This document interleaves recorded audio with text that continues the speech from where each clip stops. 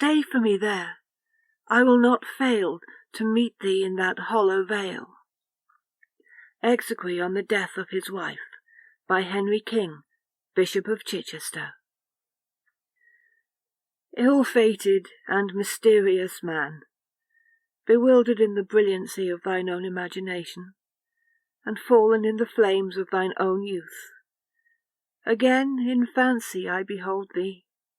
Once more thy form hath risen before me, not as thou art, in the cold valley and shadow, but as thou shouldst be, squandering away a life of magnificent meditation in that city of dim visions, thine own Venice, which is a star-beloved Elysium of the sea, and the wide windows of whose Palladian palaces look down with a deep and bitter meaning upon the secrets of her silent waters. Yes, I repeat it, as thou shouldst be. There are surely other worlds than this, other thoughts than the thoughts of the multitude, other speculations than the speculations of the sophist. Who then shall call thy conduct into question? Who blame thee for thy visionary hours, or denounce those occupations as a wasting away of life, which were but the overflowings of thine everlasting energies? It was at Venice, beneath the covered archway there called the Ponte di Sospiri, that I met for the third or fourth time the person of whom I speak. It is with a confused recollection that I bring to mind the circumstances of that meeting. Yet I remember. Ah, how should I forget the deep midnight, the bridge of sighs, the beauty of woman, and the genius of romance that stalked up and down the narrow canal. It was a night of unusual gloom. The great clock of the piazza had sounded the 5th hour of the Italian evening. The square of the great campanile lay silent and deserted, and the lights in the old ducal palace were dying fast away. I was returning home from the piazzetta by way of the Grand Canal, but as my gondola arrived opposite the mouth of the Canal San Marco, a female voice from its recesses broke suddenly upon the night, in one wild, hysterical, and long-continued shriek. Startled at the sound, I sprang upon my feet, while the gondolier, letting slip his single oar, lost it in the pitchy darkness beyond a chance of recovery, and we were consequently left to the guidance of the current which here sets from the greater into the smaller channel.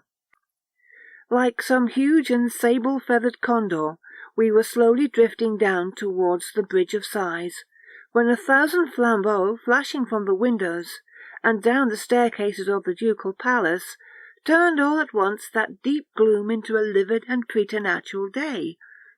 A child, slipping from the arms of its own mother, had fallen from an upper window of the lofty structure into the deep and dim canal.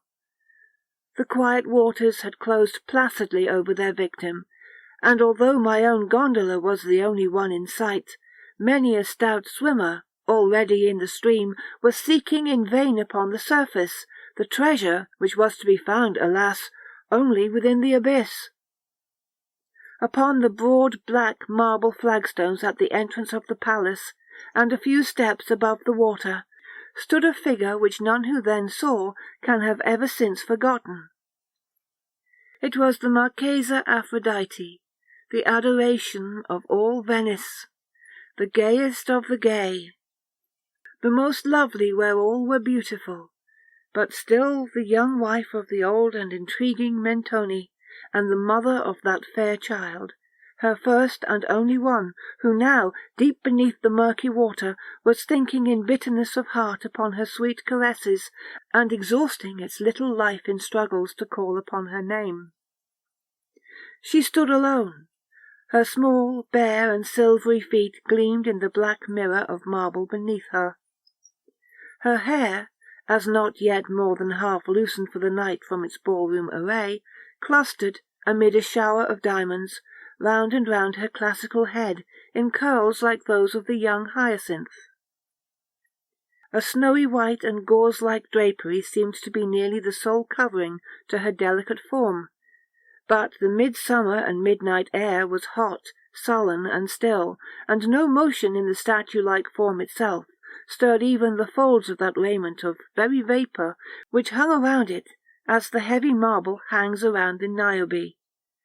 Yet, strange to say, her large lustrous eyes were not turned downward upon that grave wherein her brightest hope lay buried, but riveted in a widely different direction.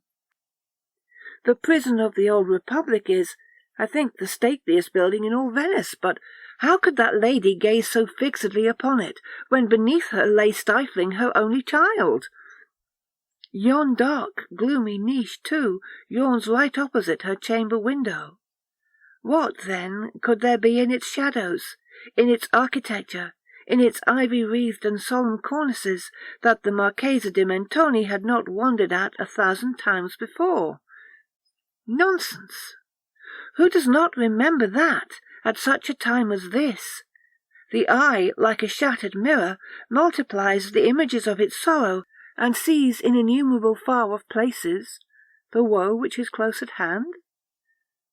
Many steps above the Marchesa, and within the arch of the water-gate, stood in full dress the satyr-like figure of Mentoni himself.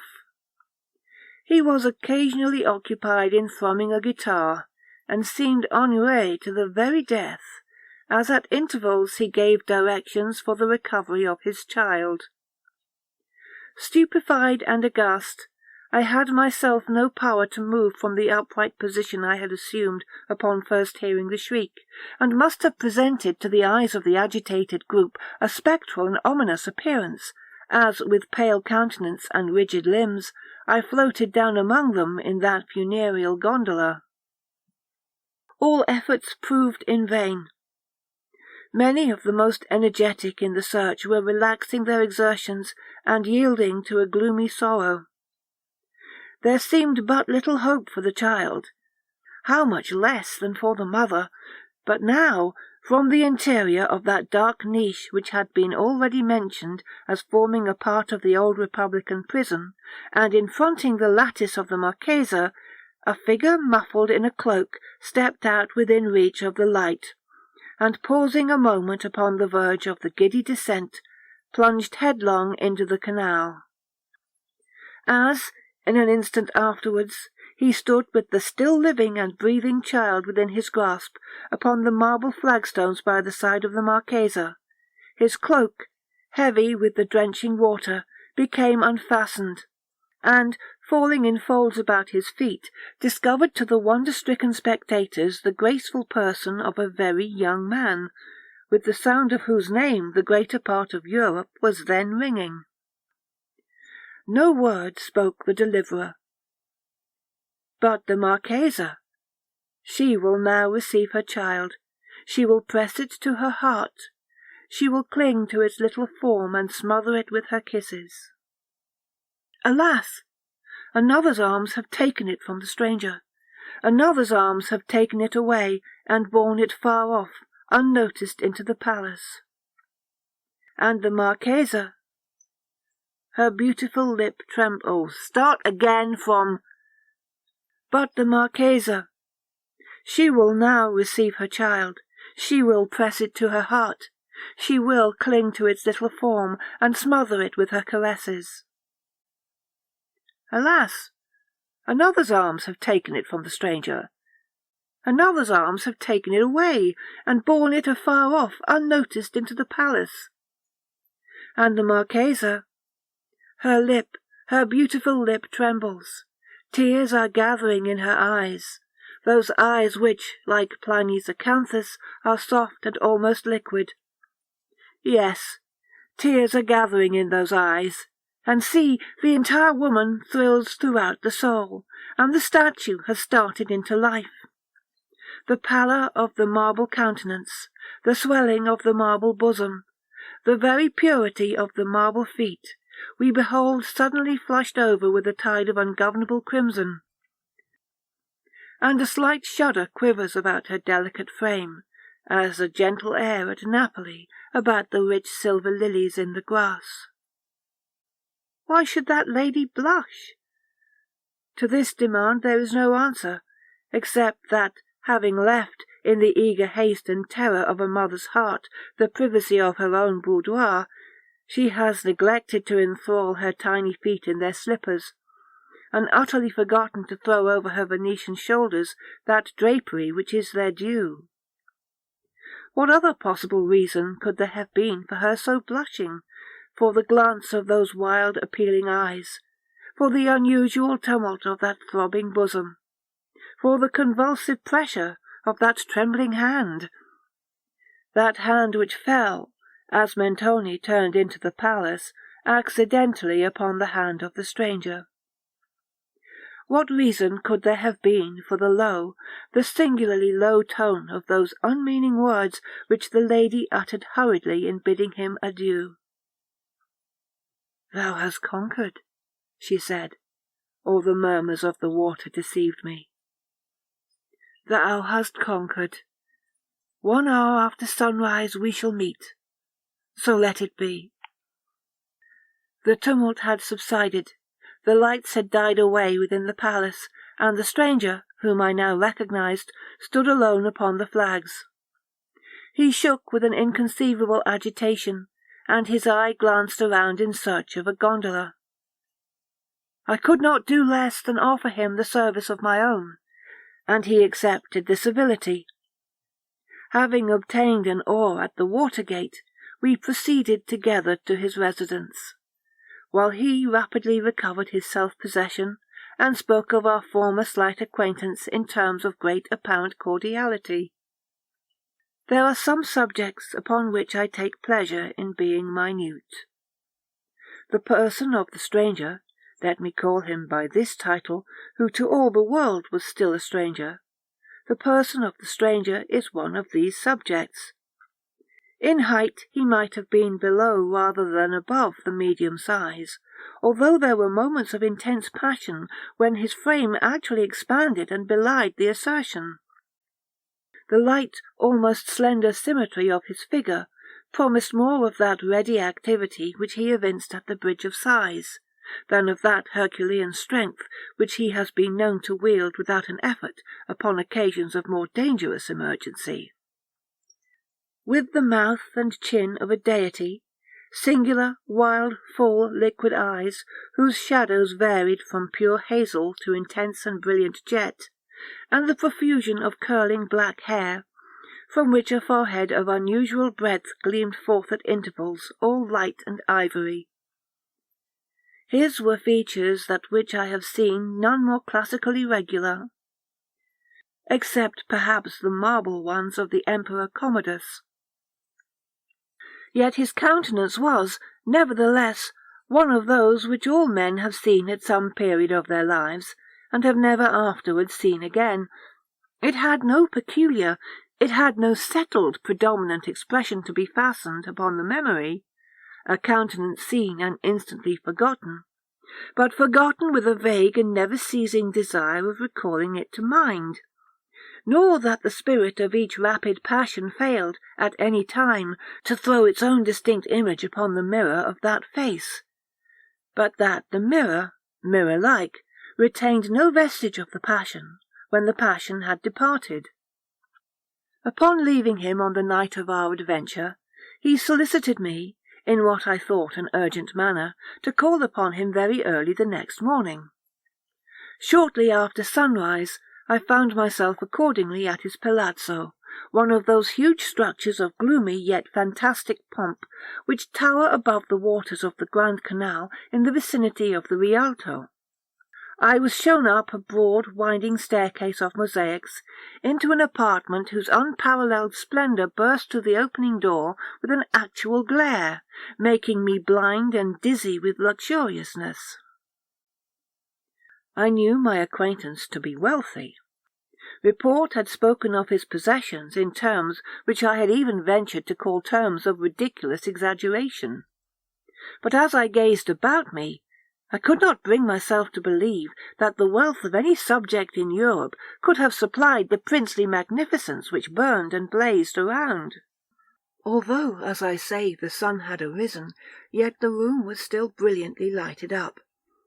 I judge from this circumstance, as well as from an air of exhaustion in the countenance of my friend, that he had not retired to bed during the whole of the preceding night.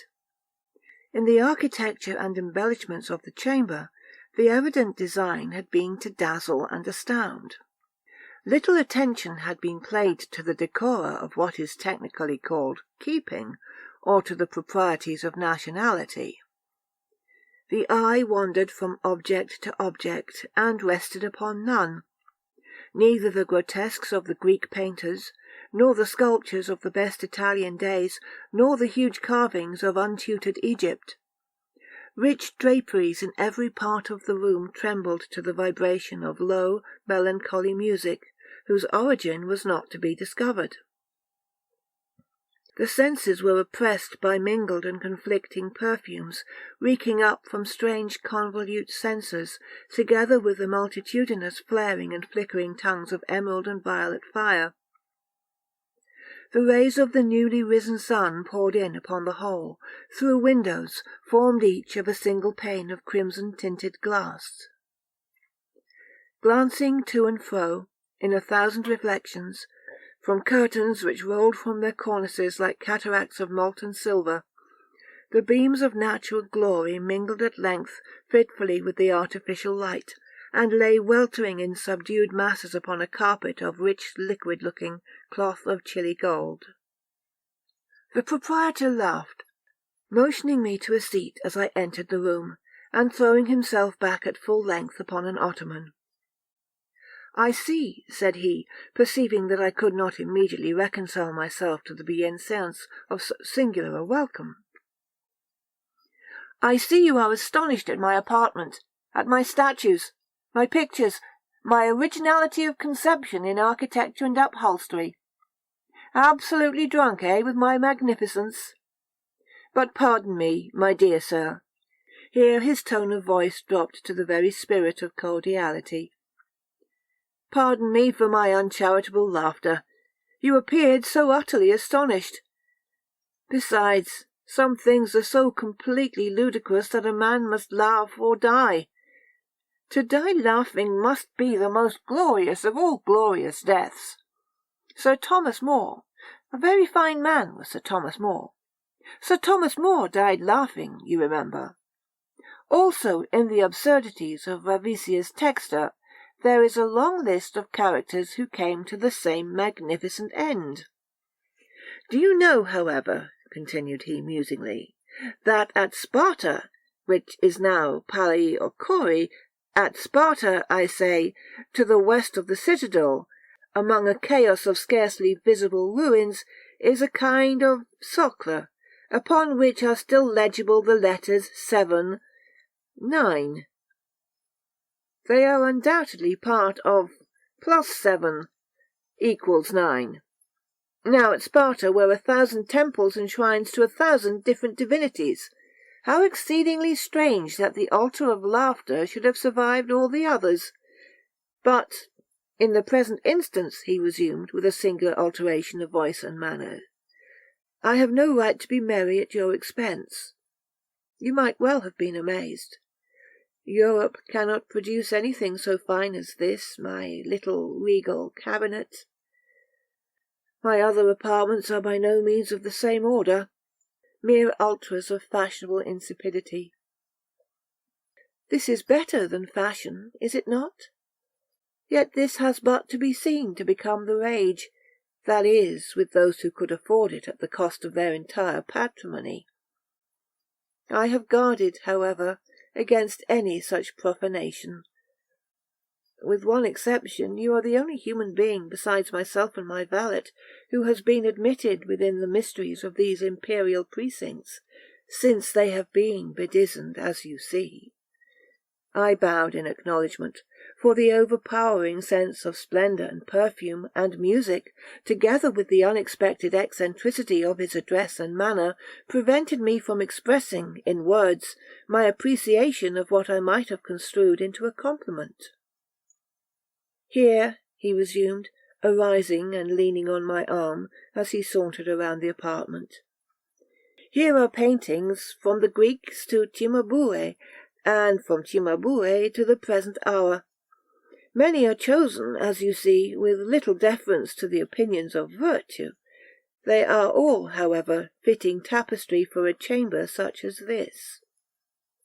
Here, too, are some chefs-d'œuvre of the unknown great, and here unfinished designs by men, celebrated in their day, whose very names the perspicacity of the academics has left to silence, and to me. What think you, said he, turning abruptly as he spoke, what think you of this Madonna della Pieta? It is Guido's own, I said, with all the enthusiasm of my nature, for I had been poring intently over its surpassing loveliness. It's Guido's own. How could you have obtained it? She is undoubtedly in painting what the Venus is in sculpture. Ha, said he thoughtfully, the Venus, the beautiful Venus, the Venus of the Medici, she of the diminutive head and the gilded hair. Part of the left arm, here his voice dropped so as to be heard with difficulty, and all the right are restorations, and in the coquetry of that right arm lies, I think, the quintessence of all affectation. Give me the Canova. The Apollo, too, is a copy, there can be no doubt of it. Blind fool that I am, who cannot behold the boasted inspiration of the Apollo. I cannot help. Pity me, I cannot help preferring the Antinous. Was it not Socrates who said that the statuary found his statue in the block of marble? Then Michelangelo was no means original in his couplet. Non ha le ottimo artista alcun concetto, che un marmo solo in se non circonscriva. It has been, or should be remarked that, in the manner of the true gentleman, we are always aware of a difference from the bearing of the vulgar, without being at once precisely able to determine in what such difference consists. Allowing the remark to have applied in its full force to the outward demeanour of my acquaintance, I felt it, on that eventful morning, still more fully applicable to his moral temperament and character. Nor can I better define that peculiarity of spirit which seemed to place him so essentially apart from all other human beings, than by calling it a habit of intense and continual thought, pervading even his most trivial actions, including his moments of dalliance, and interweaving itself with his very flashes of merriment, like adders which writhe from out the eyes of the grinning masks in the cornices around the temples of Persepolis. I could not help, however, repeatedly observing, through the mingled tone of levity and solemnity with which he rapidly descanted upon matters of little importance, a certain air of trepidation, a degree of nervous unction in action and in speech, an unquiet excitability of manner which appeared to me at all times unaccountable, and upon some occasions even filled me with alarm. Frequently, too, pausing in the middle of a sentence whose commencement he had apparently forgotten, he seemed to be listening in the deepest attention, as if either in momentary expectation of a visitor, or to sounds which must have had existence in his imagination alone. It was during one of these reveries, or pauses of apparent abstraction, that, in turning over a page of the poet and scholar Politian's beautiful tragedy, the Orfeo, the first native Italian tragedy, which lay near me upon an ottoman, I discovered a passage underlined in pencil.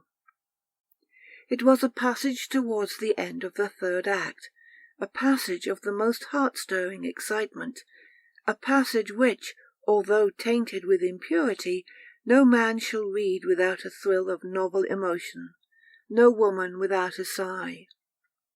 The whole page was blotted with fresh tears, and upon the opposite interleaf were the following English lines, written in a hand so very different from the peculiar characters of my acquaintance, that I had some difficulty in recognizing it as his own.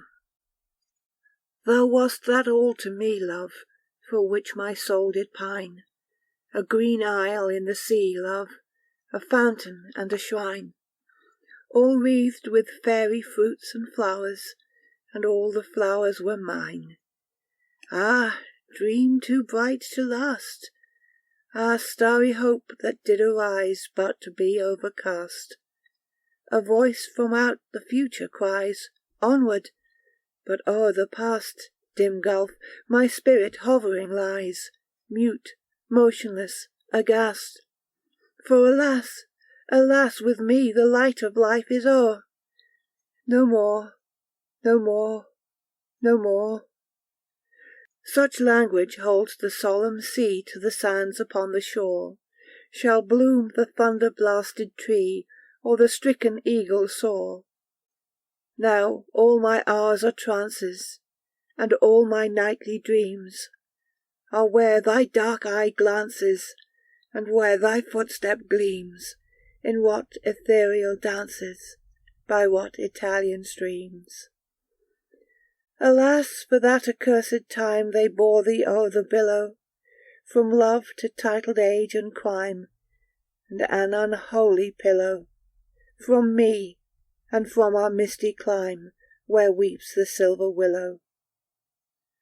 That these lines were written in English, a language which I had not believed their author acquainted, afforded me little matter for surprise. I was too well aware of the extent of his acquirements, and of the singular pleasure he took in concealing them from observation, to be astonished at any similar discovery. But the place of date, I must confess, occasioned me no little amazement.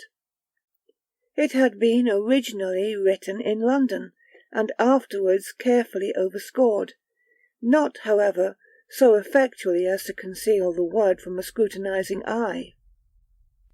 I say, this occasioned me no little amazement, for I well remember that, in a former conversation with a friend, I particularly inquired if he had at any time met in London the Marchesa de Mentoni, who for some years previous to her marriage had resided in that city, when his answer, if I mistake not, gave me to understand that he had never visited the metropolis of Great Britain. I might as well here mention that I have more than once heard, without of course giving credit to a report involving so many improbabilities, that the person of whom I speak was not only by birth, but in education, an Englishman. "There is one painting," said he, without being aware of my notice of the tragedy, "there is still one painting which you have not seen." And throwing aside a drapery, he discovered a full-length portrait of the Marchesa Aphrodite. Human art could have done no more in the delineation of her superhuman beauty. The same ethereal figure which stood before me in the preceding night upon the steps of the ducal palace, stood before me once again. But in the expression of the countenance, which was beaming all over with smiles, there still lurked, incomprehensible anomaly, that fitful strain of melancholy which will ever be found inseparable from the perfection of the beautiful. Her right arm lay folded over her bosom. With her left she pointed downward to a curiously fashioned vase. One small, fairy foot, alone visible, barely touched the earth, and, scarcely discernible in the brilliant atmosphere which seemed to encircle and enshrine her loveliness, floated a pair of the most delicately imagined wings. My glance fell from the painting to the figure of my friend, and the vigorous words of Chapman's Bussy d'Amboise quivered instinctively upon my lips. "He is up there like a Roman statue. He will stand till death has made him marble." "Come," he said at length, turning towards a table of richly enamelled and massive silver, upon which were a few goblets fantastically stained, together with two large Etruscan vases, fashioned in the same extraordinary model as that in the foreground of the portrait, and filled with what I supposed to be Johannisberger. "Come," he said abruptly, "let us drink. It is early, but let us drink. It is indeed early," he continued musingly, as a cherub with a heavy golden hammer made the apartment ring with the first hour after sunrise. "It is indeed early, but what matters it? Let us drink. Let us pour out an offering to yon solemn sun, which these gaudy lamps and censers are so eager to subdue." And having made me pledge him in a bumper, he swallowed in rapid succession several goblets of the wine. "To dream," he continued, resuming the tone of his desultory conversation, as he held up to the rich light of a censer one of the magnificent vases. "To dream has been the business of my life. I have therefore framed for myself, as you see, a bower of dreams. In the heart of Venice could I have erected a better? You behold around you, it is true, a medley of architectural embellishments. The chastity of Ionia is offended by antediluvian devices, and the sphinxes of Egypt are outstretched upon carpets of gold. Yet the effect is incongruous to the timid alone. Properties of place, and especially of time, are the bugbears which terrify mankind from the contemplation of the magnificent. Once I was myself a decorist, but that sublimation of folly has palled upon my soul. All this is now the fitter for my purpose. Like these arabesque censers, my spirit is writhing in fire, and the delirium of the scene is fashioning me for the wilder visions of that land of real dreams, whither I am now rapidly departing." He paused abruptly, bent his head to his bosom, and seemed to listen to a sound which I could not hear. At length, erecting his frame, he looked upwards, and ejaculated the lines of the Bishop of Chichester. "Stay for me there. I will not fail to meet thee in that hollow vale." In the next instant, confessing the power of the wine, he threw himself at full length upon an ottoman. A quick step was now heard upon the staircase, and a loud knock at the door rapidly succeeded. I was hastening to anticipate a second disturbance, when a page of Mentoni's household burst into the room, and faltered out, in a voice choking with emotion, the incoherent words, "My mistress, poisoned, poisoned! Oh, beautiful Aphrodite!"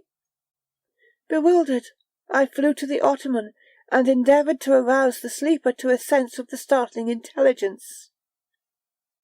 But his limbs were rigid, his lips were livid, his lately beaming eyes were riveted in death. I staggered back towards the table. My hand fell upon a cracked and blackened goblet, and a consciousness of the entire and terrible truth flashed suddenly over my soul.